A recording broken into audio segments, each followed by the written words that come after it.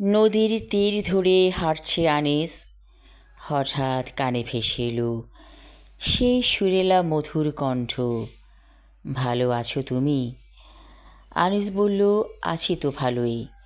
তুমি কেমন আছো? আর কোনো কথা নেই। আবার সেই কণ্ঠটি বলে উঠল, চলো, নৌকো বাঁধা আছে, নদীতে ঘুরে বেড়াই। আনিস দেখল দূরে একটা নৌকো দেখা যায়। আস্তে ধীরে যে সেই নৌকায় উঠে বসল। নৌকা চলছে, নৌকায় কোনো মাঝি নেই, তারপরও নৌকা চলছে। আশেপাশে তেমন কেউ নেই। দূরে কিছু নৌকো ভাসছে দেখা যায়, আর এই সাইডটা একেবারেই ফাঁকা। নৌকা যেতে যেতে অনেকটা মাঝখানে চলে এলো। সেই সুরেলা কণ্ঠ বলল, তুমি এখানেই আমাকে মেরে ফেলেছিলে। আনিস বলল, তুমি কি চাও? কণ্ঠটি বলে উঠল, আমি তোমার সাথে থাকতে চাই। আনিস দেখল নৌকাটা ডুবে যাচ্ছে। বেঁচে থাকার কোনো চেষ্টা করল না আনিস। হঠাৎ নৌকোটা আবার ভেসে উঠল। সুরেলা কণ্ঠটি বলে উঠল, আমি তোমাকে যদি মেরে ফেলি তাহলে গল্প লিখবে কে? আনিস বলল, আমি আর গল্প লিখতে চাই না, আমাকে তুমি তোমার কাছে নিয়ে যাও। জুবিলি নামের ভূতটি বলে উঠল, তুমি খারাপ হতে পারো, আমি তো খারাপ না। তুমি বারবার আমাকে গল্পে নিয়ে আসছো। আমি মরেও অমর হয়ে আছি তোমার কাছে, দর্শকদের কাছে, পাঠকদের কাছে। আনিস বলল, এতে তোমার ভালো লাগে?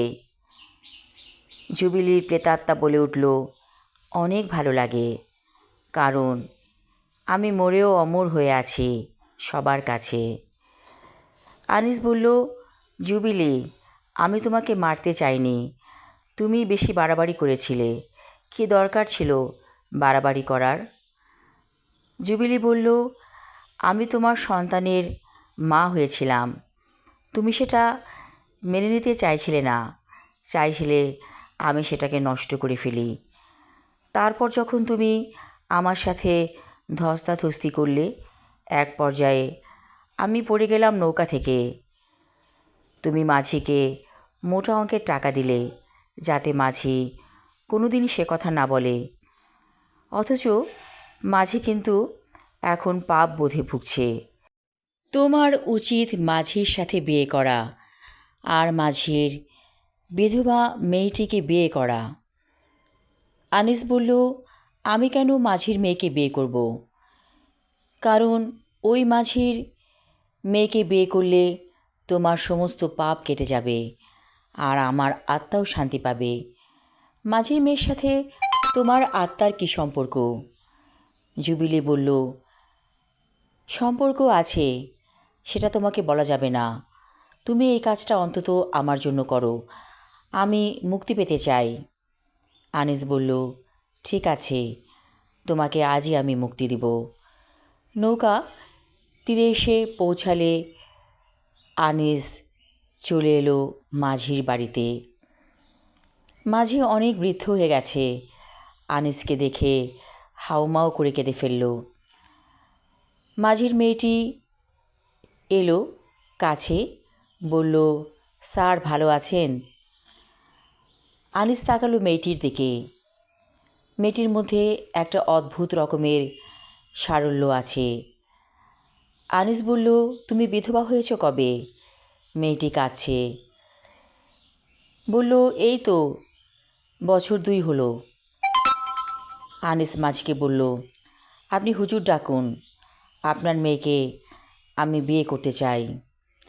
এই কথা শুনে মাঝি জোরে কেঁদে উঠল। বলে উঠল, আপনি কোথায় আর আমরা কোথায়?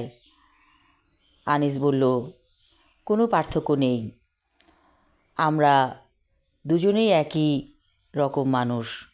আপনিও মানুষ, আমিও মানুষ, অর্থাৎ রক্ত মাংসের। নিতাকে ফোন করে আনিস বলল বিয়ের কথা।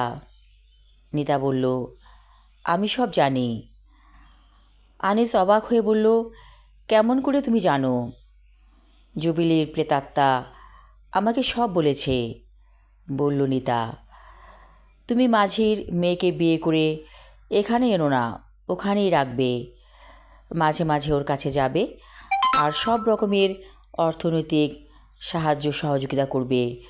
কারণ মাঝি অসুস্থ, মেয়েটি চলে এলে সে তো বাঁচবে না, মাঝির তো আর কেউ নেই। আনিস বলল, ঠিক আছে। হুজুর ডেকে বিয়ে পড়ানো হলো আনিসের সাথে মাঝির মেয়ে চুমকির। চুমকি বলে উঠল, আপনি কি সন্তান চান? আমাদের সন্তান হবে। আপনার প্রথম পক্ষের বউ এতে মনে কষ্ট পাবে না? আনিস বলল, ও সব জানে। আনিসের মনে হলো বিরাট একটা বোঝা ওর ঘাট থেকে নেমে গেছে। মনে হলো জুবিলির প্রেতাত্মা চলে গেছে ওর জীবন থেকে, আর কোনো দিন আসবে না। মনের মধ্যে একটা অজানা প্রশান্তি বিরাজ করতে লাগলো আনিসুর রহমানের। আমি আমার লেখা ছোট গল্প শিকড় শেষ পর্ব পড়লাম। আশা রাখছি ভালো লাগবে। ধন্যবাদ।